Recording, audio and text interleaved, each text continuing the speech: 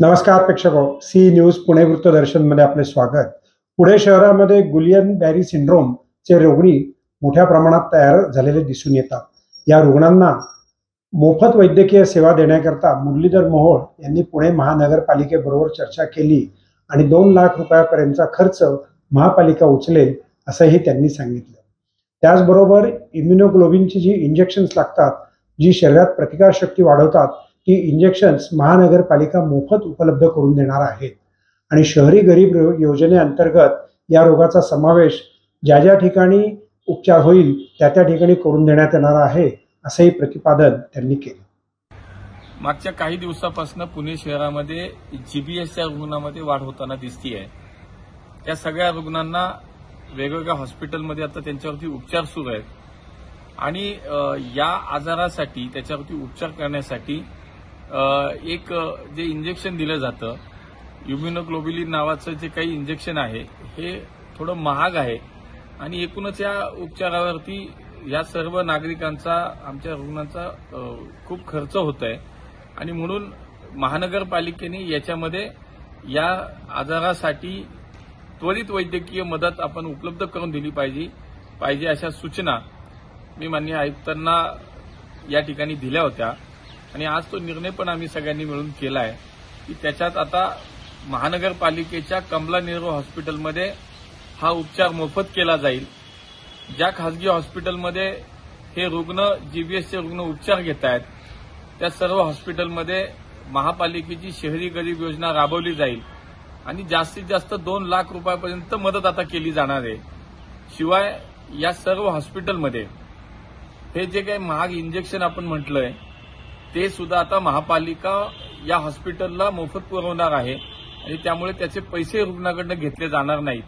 अशा प्रकारचे एक चांगले निर्णय आज घेण्यात आले आणि म्हणून महानगरपालिकेच्या माध्यमातून पुणेकरांच्या आरोग्याची काळजी नेहमीच घेतली जाते आणि म्हणून या संदर्भातल्या सूचना या महापालिका आयुक्तांना संबंधित वैद्यकीय आमच्या सगळ्या विभागातल्या अधिकाऱ्यांशी चर्चा करून दिल्या होत्या आणि तो निर्णय आज झाला। त्यामुळे पुणेकरांना निश्चितपणे याच्यातनं आमच्या रुग्णांना दिलासा नक्की मिळेल।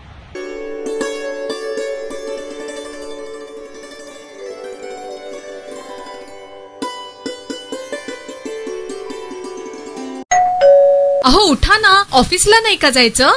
अगं मला आज फ्रेशच वाटत नाही, काही करायची इच्छाच नाही। अहो मग तुम्ही आजपासूनच न्यू युनायटेड फार्मसीचे गुड मॉर्निंग चूर्ण घेणं सुरू करा। अपचन, मलावरोध, बद्धकोष्ठ, आम्लपित्त आणि पोटाच्या तक्रारींवर खात्रीशीर आयुर्वेदिक उपाय गुड मॉर्निंग चूर्ण।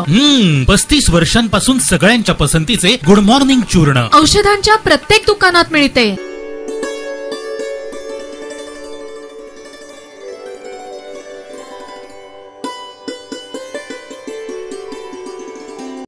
ज्येष्ठ गायक पंडित भीमसेन जोशी आणि ज्येष्ठ संतूर वादक पंडित शिवकुमार शर्मा यांच्या स्मृती दिनानिमित्त पुण्यामध्ये एका कार्यक्रमाचं आयोजन करण्यात आलं होतं। त्यांच्याच शिष्य परंपरेतून त्यांना वाहिलेली ही सुमनांजली।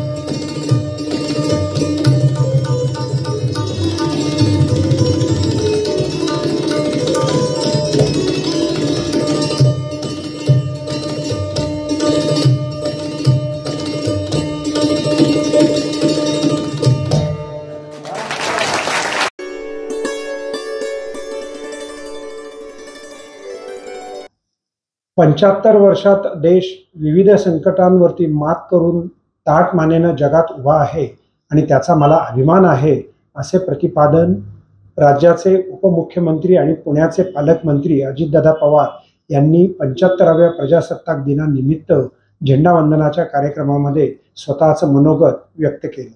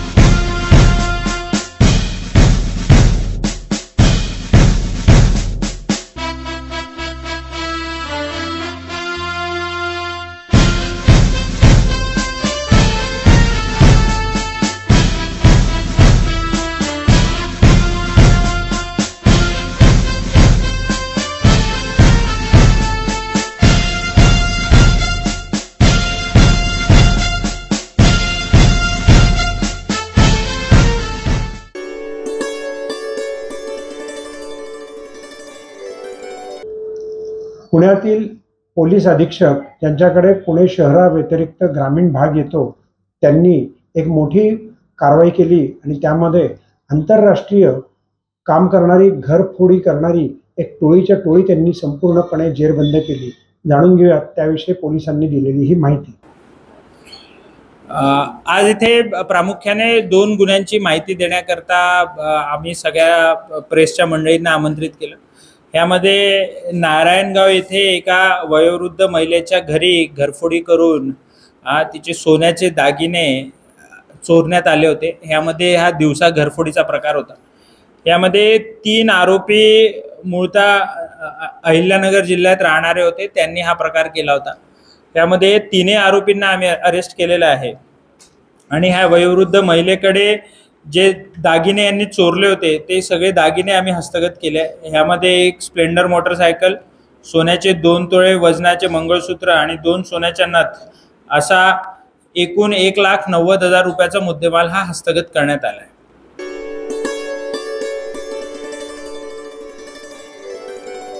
नमस्कार प्रेक्षको, सी न्यूज पुणे वृत्तदर्शन संपादकीयमधून मी डॉक्टर शैलेश गुजर. जीबी सिंड्रोम, गुलियन बॅरी सिंड्रोम हा आजार पुण्यामध्ये मोठ्या प्रमाणामध्ये झाल्याचं दिसून येतं. दूषित पाण्यामुळे हा आजार होतो आणि शरीरात जीवाणू मोठ्या प्रमाणात प्रवेश करतात आणि शरीराची प्रतिकारशक्ती त्यामध्ये नष्ट होते.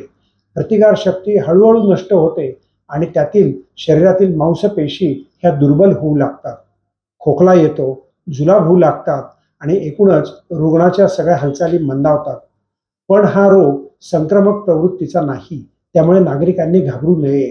परंतु हॉटेलचं खाणं, उघड्यावरचं खाणं, उघड्यावरचं पाणी पिणं या गोष्टी मात्र कटाक्षाने टाळल्या पाहिजे.